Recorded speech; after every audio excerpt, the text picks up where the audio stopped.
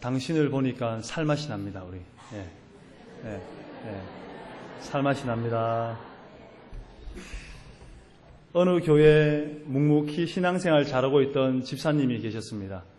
이분은 주일 성수로부터 시작해서 각종 헌금과 그리고 또 여러 가지 행사에 잘 동참하시는 분이셨습니다. 그런데 이분에게도 한 가지 흠이 있었습니다. 하나는 회중에서 기도하는 기도의 어떤 그런 공포증이 있었습니다.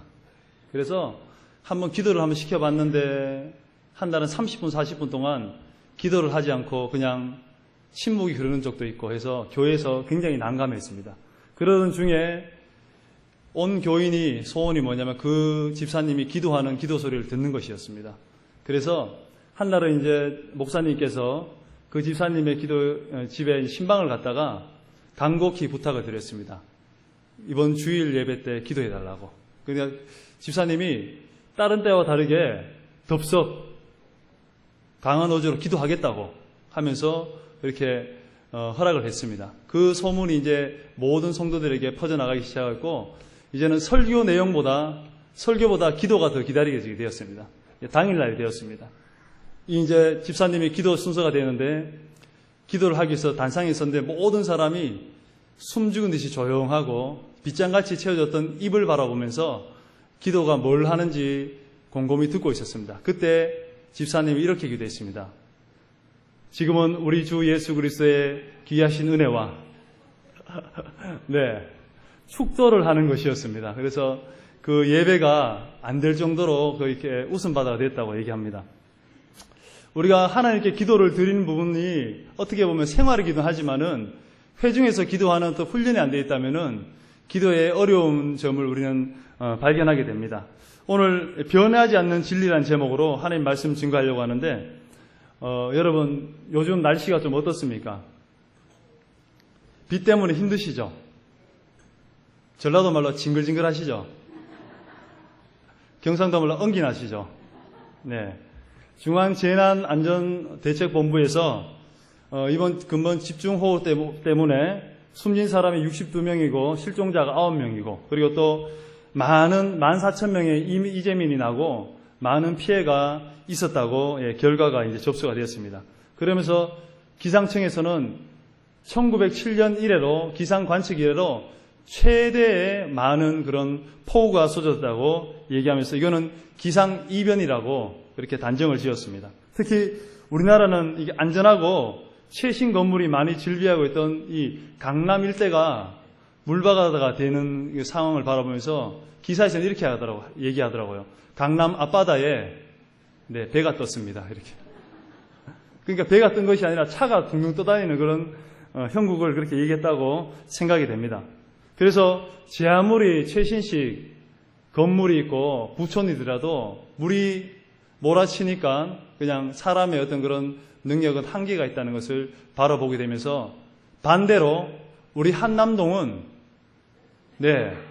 최고의 살기 좋은 동네라는 것이 이번에 입증이 되었습니다.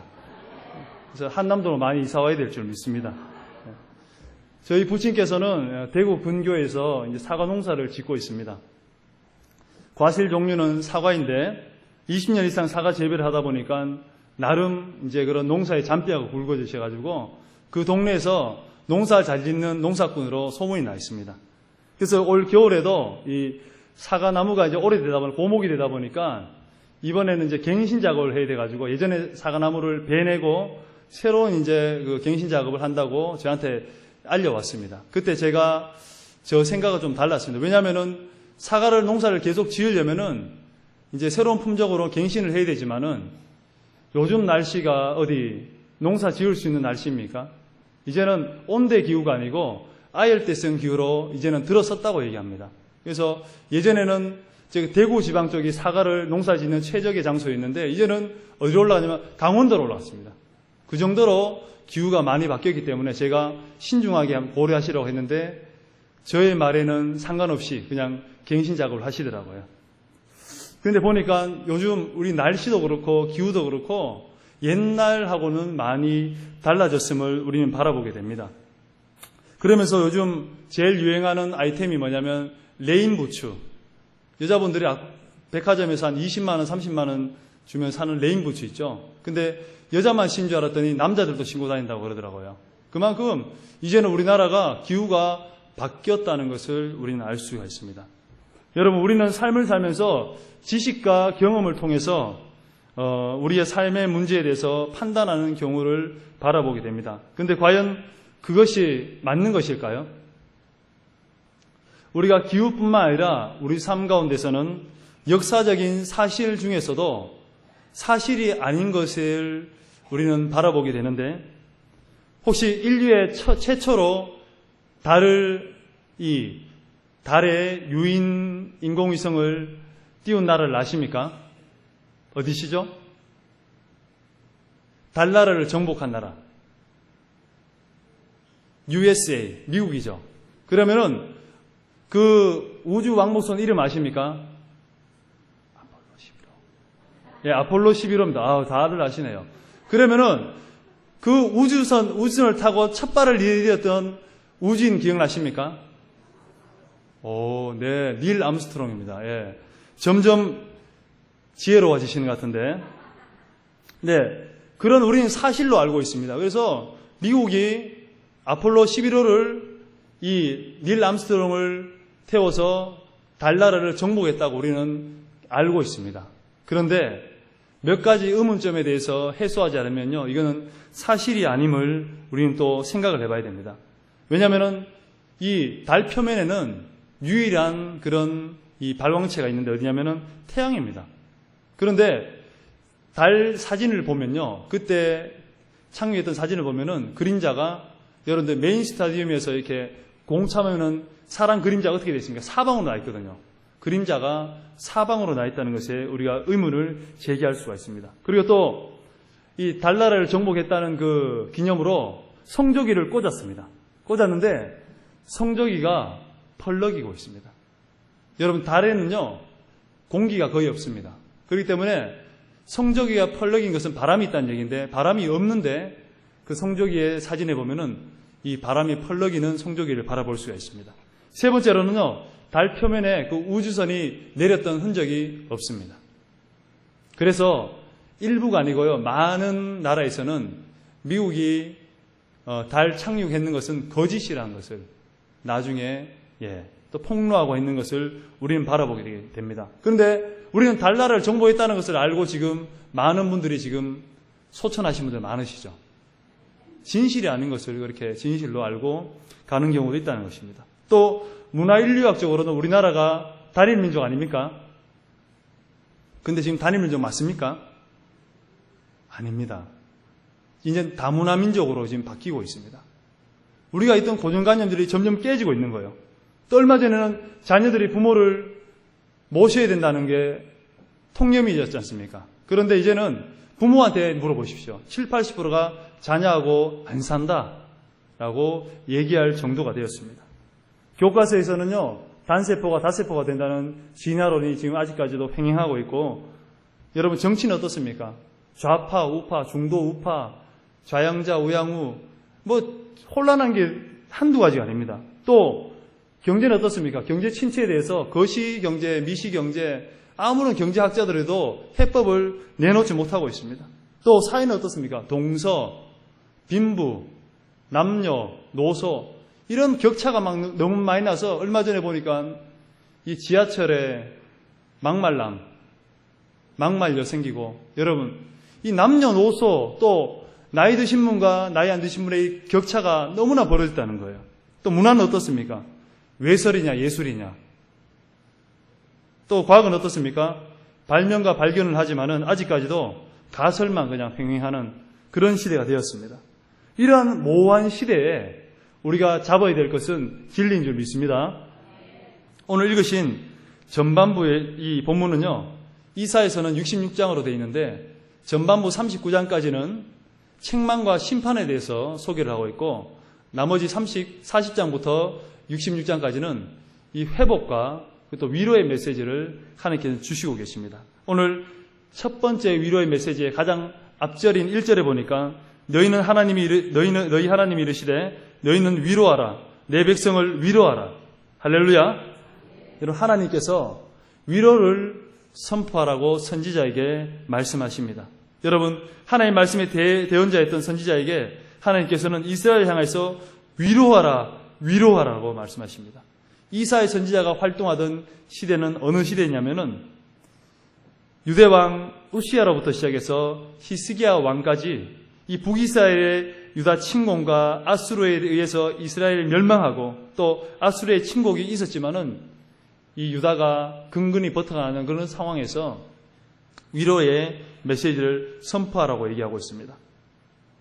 그때 백성들은요, 죄송합니다.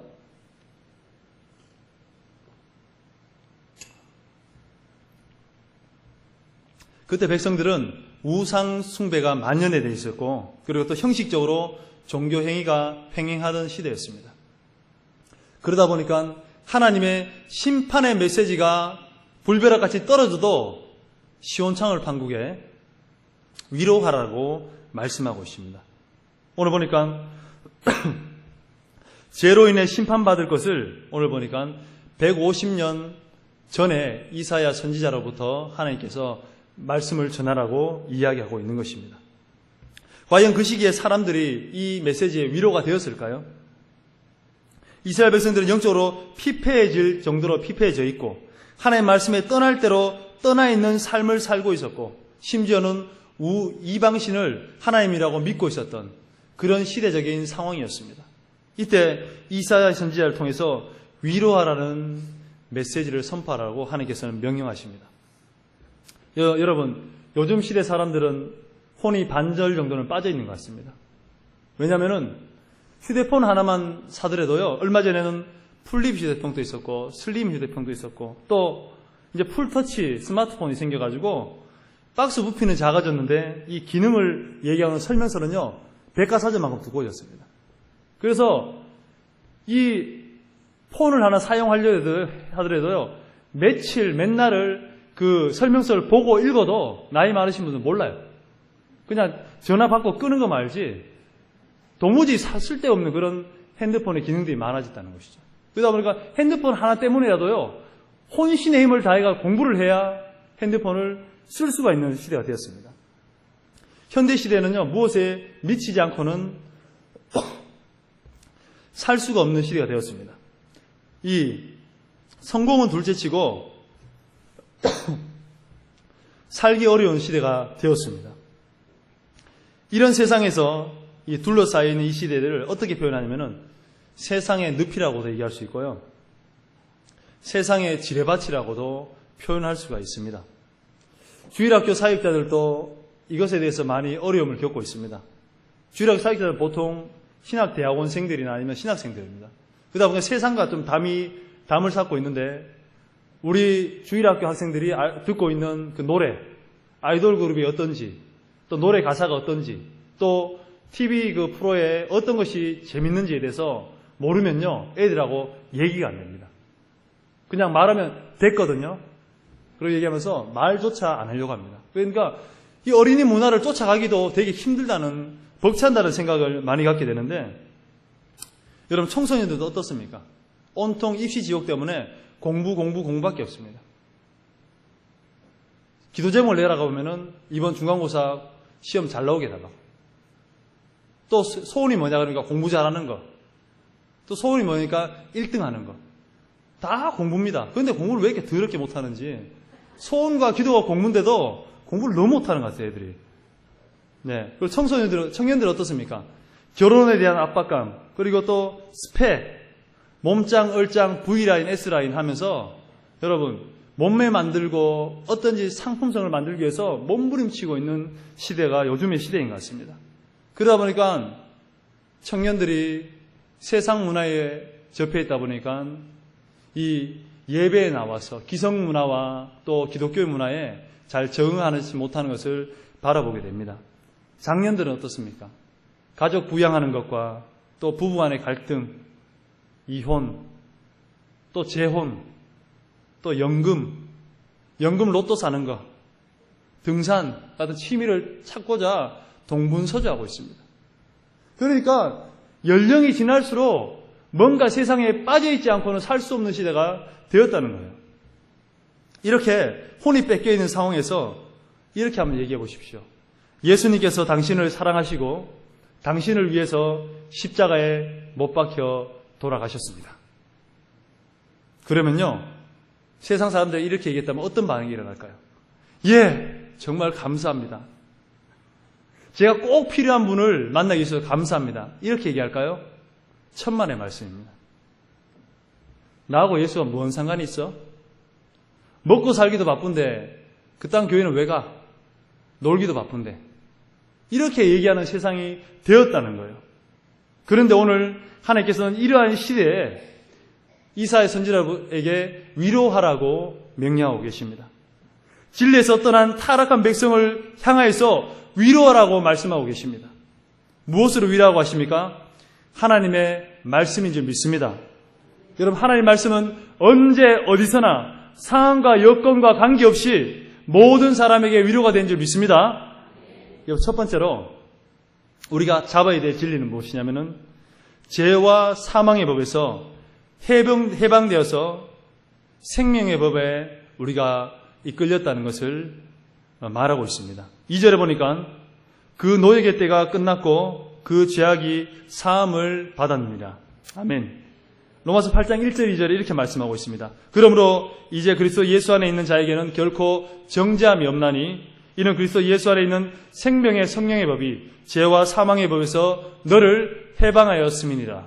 할렐루야. 여러분, 우리의 과거를 알면요, 우리의 현재가 얼마나 감사한지 우리는 알 수가 있습니다. 여러분, 우리의 과거는 어땠나요? 태어날 때부터 죄 덩어리로 태어나가지고 살면서도 하나님과 원수되는 삶을 살다가 죽으면은 심판받을 수밖에 없는 존재들이었습니다.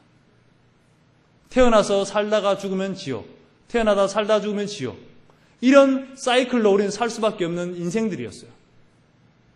그런데 예수 그리스도께서 우리의 죄를 짊어지시고 십자가에서 물과 피를 쏟으시면서 이제는 그 예수의 공로만 의지하면은 우리는 하나님의 자녀가 되고 사망과 이 심판에서 생명과 천국으로 옮겨진다는 것을 저와 여러분들 믿습니다. 그렇기 때문에 여러분, 우리의 과거를 알면요, 우리 현실은 얼마나 감사한지 모릅니다.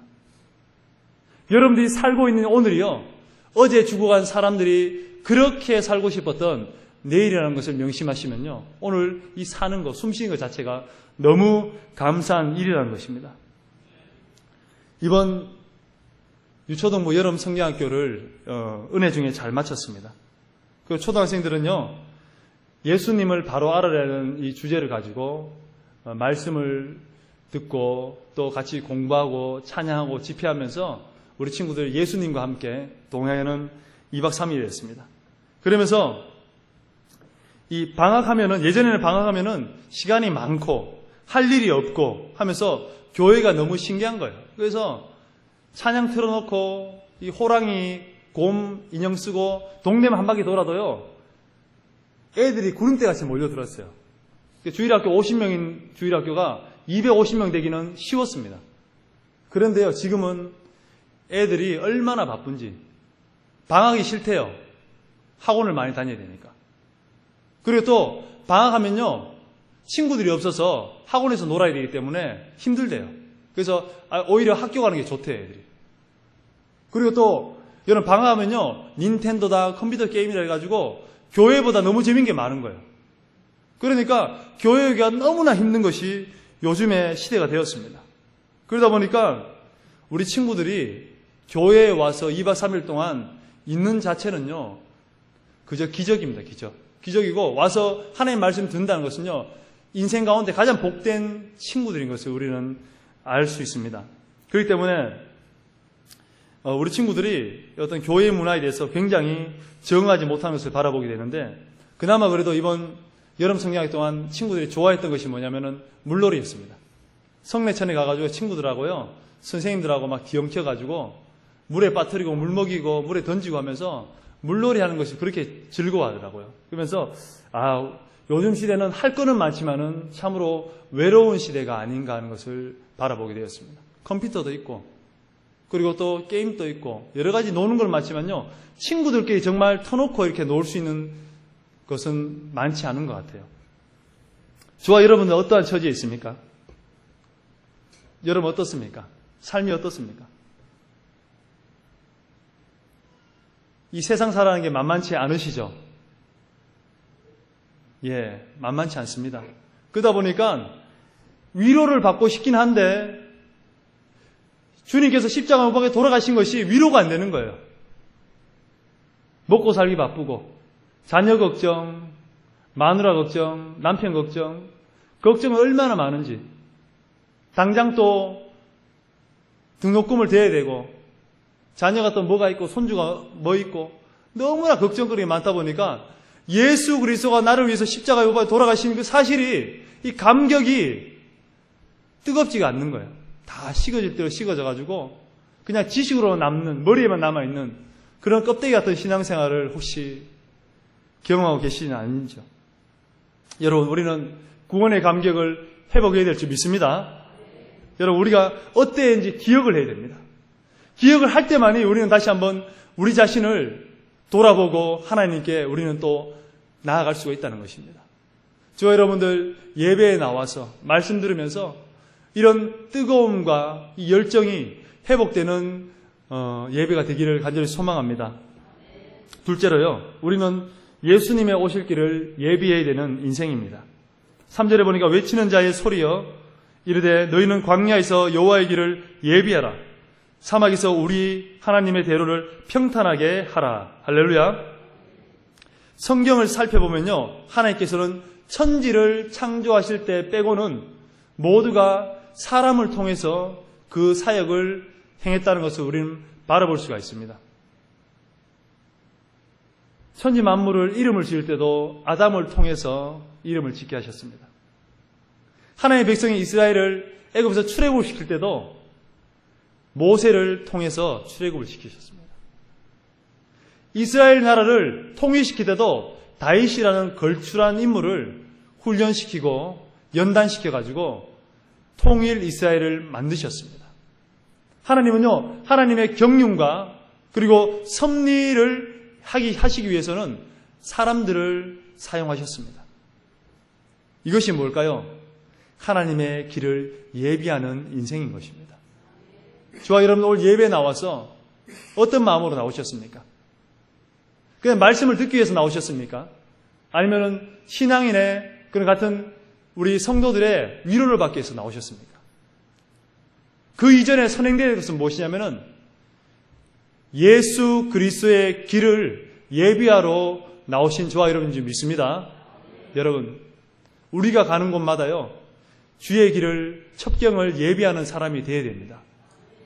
모임 가운데서도요, 나를 사용해서 예수님이 오실 수 있도록 그렇게 만들어야 되는 게 우리의 사명인 것입니다. 직장에서도요, 나를 통해서 예수 그리스도가 이 직장에 오실 수 있도록 만들어야 될 분이 저와 여러분들입니다. 가정에서도 마찬가지입니다.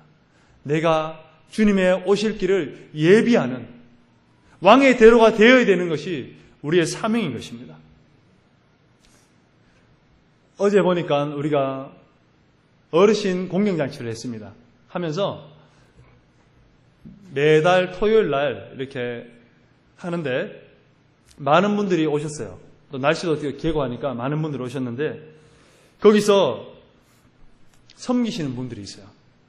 뜨거운 주방에서 국을 끓이시고 밥을 해내시고 그것도 반찬을 만드시고 하면서 땀을 뻘뻘 흘려가면서 하시는 분들이 있는데 그분들이 예수 그리스도가 그 어르신들에게 가실 수 있는 길을 예비하시는 모습을 바라보게 되었습니다.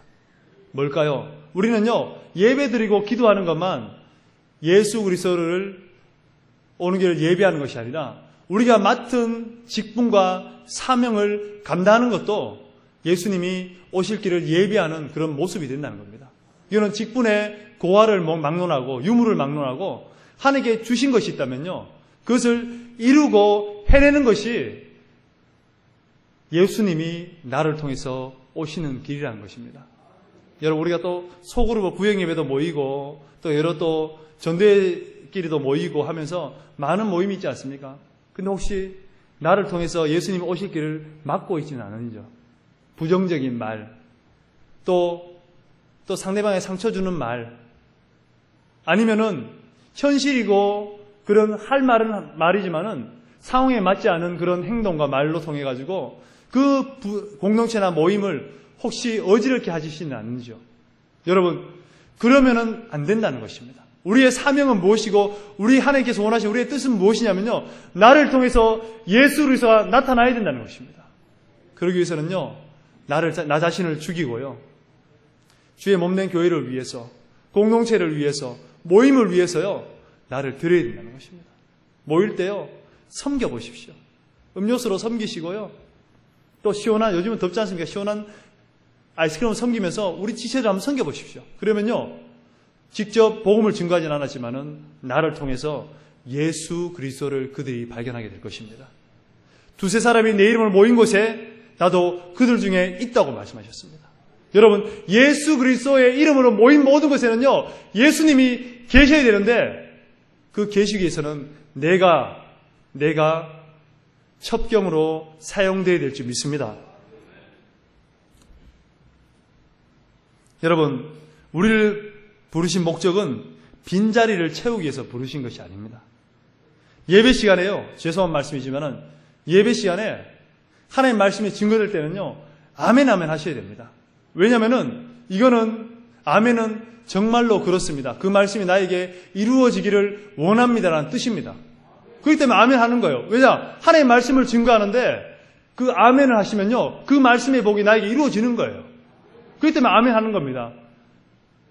설교자가 말씀을 재밌고 은혜롭게 해서 할 때는 아멘이 좀 나왔다가, 약간 재미없고 은혜가 좀 떨어지면은 아멘 소리가 쑥 들어갔다가, 그런 것이 아니라요, 하나님 말씀을 증거하실 때는요, 아멘 아멘 하셔야 되는 겁니다. 왜냐하면 저를 위해서 그런 겁니까? 설교자를 위해서 그런 겁니까? 우리 성도님들 위해서 그런 것입니다. 그때요, 예수님께서, 말씀으로 오신 예수님께서 나에게 레마로 되셔가지고, 말씀이 살아 운동력이 있어가지고 저의 혼과 영과 및 간절과 고수를 찔러 쪼개기게 하면서 여러분들의 모든 문제와 영적인 문제와 육체의 문제를 다 해결되는 그런 현장이 될 것입니다. 세 번째로는요, 세상 모든 것은 변하지만 하나님의 말씀은 1.1핵도 변하지 않는다는 진리입니다. 여러분, 우리가 집을 사거나 전세로 들어갈 때도 어떻게 합니까? 공인 중개사를 통해서 돈을 주고받고 계약서를 쓰고 해서 그것을 확증을 합니다. 부모와 자식 간에도 공증을 써가지고 그렇게 재산을 분할하지 않습니까? 그런데요, 그 분할한 것도 못 믿어가지고 나중에 법정 싸움이 일어납니다. 그런데 세상은 변하기 나름이야. 헌법도 개정이 되는 요즘입니다. 헌법은 뭡니까? 가장 존엄한 법 아닙니까? 그럼에도 불구하고 시대가 바뀌니까 헌법이 개정이 되는 거예요. 그런데 지금은요, 모든 것이 변한다고 볼 수 있습니다. 하지만은 하나님의 말씀은 태초부터 지금까지 또 앞으로 영원까지 변하지 않는 말씀인 줄 믿습니다. 그렇기 때문에 우리가 그 말씀을 붙들어야 되는 거예요. 그 말씀을 위로를 받아야 되는 거예요. 그 말씀에 믿음을 가지고 확신을 가지고 우리의 인생을 드려야 되는 것입니다. 그럴 때 그 말씀이 우리를 수레 삼아가지고 우리를 통해서 역사하기 시작하시면요, 저와 여러분들은 하나님의 이 사도행전의 마지막 장, 그 뒷장을 저와 여러분들이 쓰게 될 줄 믿습니다. 왜입니까?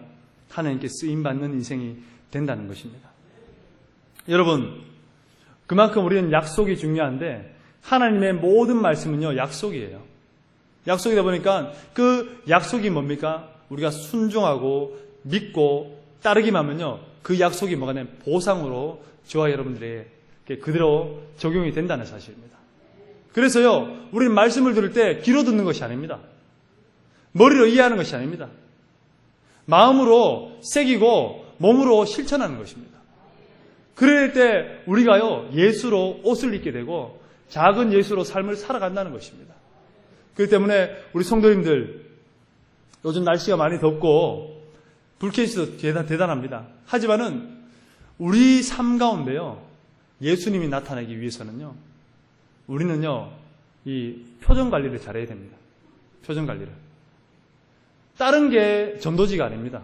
전도지는 뭐냐면요, 우리 얼굴입니다. 인상을 쓰고 있으면 전도지가 이렇게 구겨져 있는 전도지고요, 인상을 펴고 빵빠둥 웃으시면요, 전도지가 빛나는 겁니다.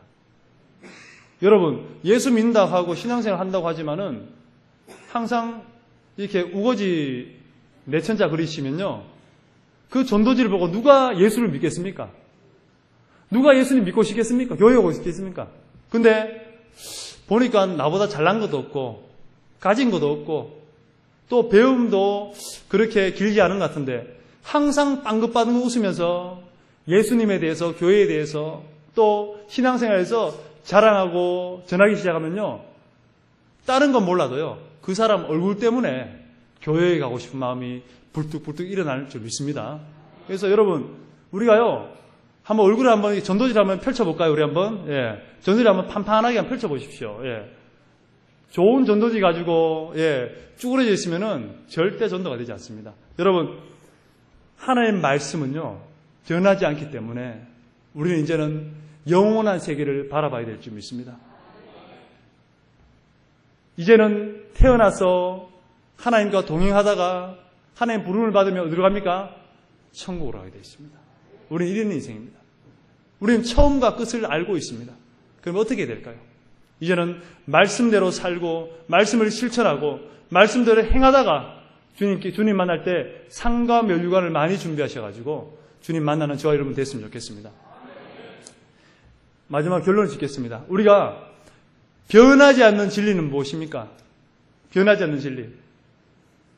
네, 하나님께서는요, 어제나 오늘이나 영원히 동일하다는 것입니다. 우리는 천국이 우리의 나라가 되었고 우리는 천국의 시민권을 가진 줄 믿습니다. 그래서요, 우리는 저 천국을 향하여서 한 걸음 한 걸음 나아갈 때 육신의 모든 정욕과 이생의 자랑과 눈에 보이는 것과 이런 모든 것들을 다 버리시고요, 정말 이 공동체를 위해서, 몸된 교회를 위해서, 말씀에 순종하기 위해서 저와 여러분들이 몸부림칠 때 저와 여러분을 통하여서 정말 하나님께서 영광 받을 줄 믿습니다.